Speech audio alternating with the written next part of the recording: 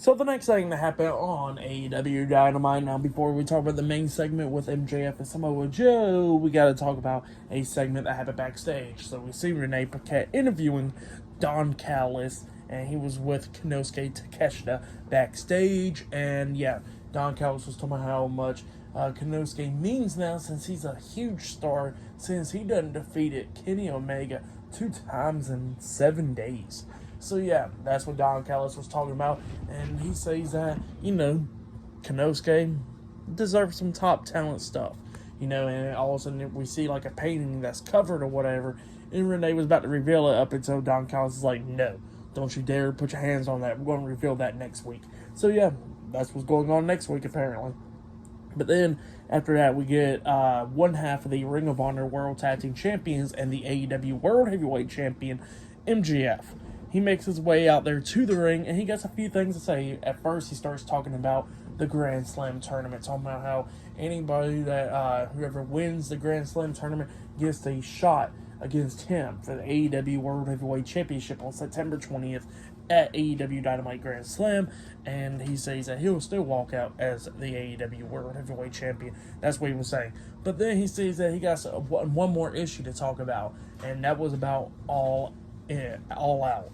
So, after he was about to start talking, he just makes his way out there.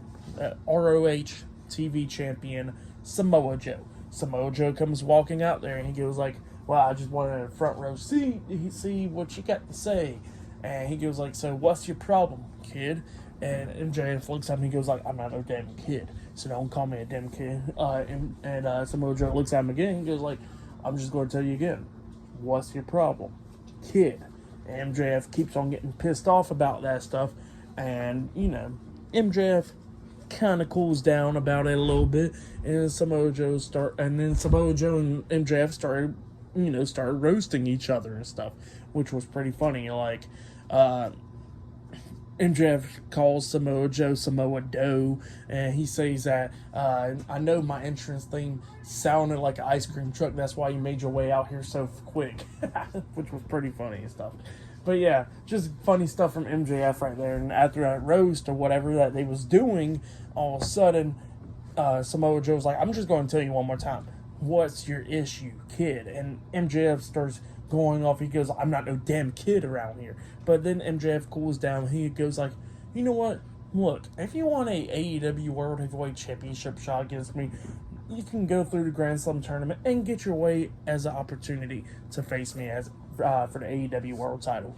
And that's what he says. But then he goes like, who's ready for story time with MJF, baby?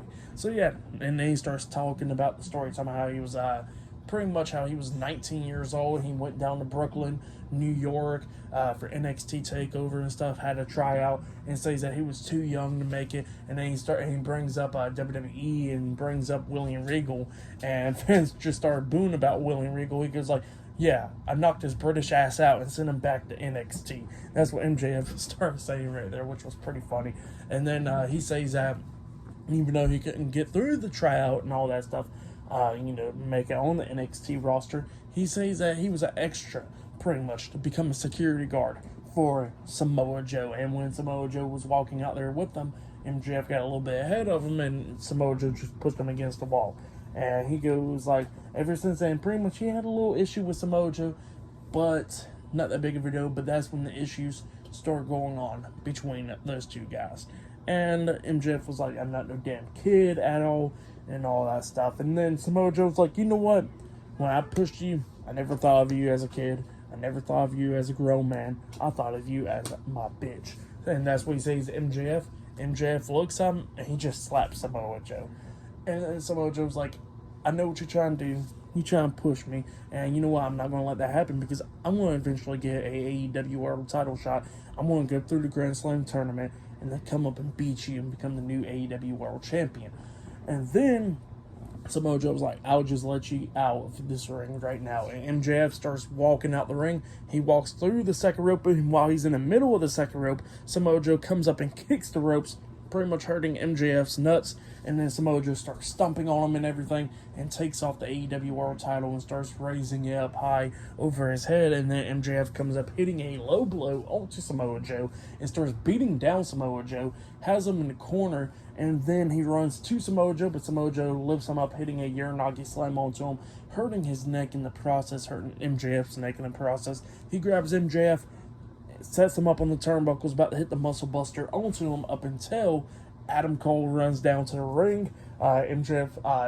Samoa Joe quickly got out the ring, so yeah, Adam Cole saves MJF, and then a bunch of referees and stuff is helping MJF out the ring, and he's saying that his left arm went numb and all that stuff, and his neck is hurting so bad. So that's what he was saying, and then while they was making their way, like, still exiting, like they already done walked out the ring and about walk up the ramp, Samoa Joe comes walking back out, and he says that, you know, next time he's going to make sure that he pretty much makes sure that MJF is still attached and all that stuff, but he says he can't make any promises because next time if MJF gets in his way again, he's going to make him his bitch and tear him apart. So yeah, that's what Samoa Joe said, and then he walks away. And then we see Adam Cole and MJF walking up the ramp and everything up until Roderick Strong and Matt Taven and Mike Bennett, the Kingdom, comes walking out, and pretty much the Kingdom was like, how about Roderick Strong? How about his neck and all that? And Adam Cole was like, look, he's perfectly fine. And look at MJF, he's in worse condition, and they walk off and stuff. So yeah, they still got their issues going on right there. But yeah, pretty good stuff. I really liked it. That was a great segment. That's probably going to be the segment of the night right there. But up next, we're going to be talking about a match. Roderick Strong versus Trent Beretta 1-on-1 in the Grand Slam tournament. That match will be happening up next. And yeah, the Kingdom was wearing t-shirts that said Neck Strong, which was pretty funny. Talking about Roderick Strong's neck and stuff.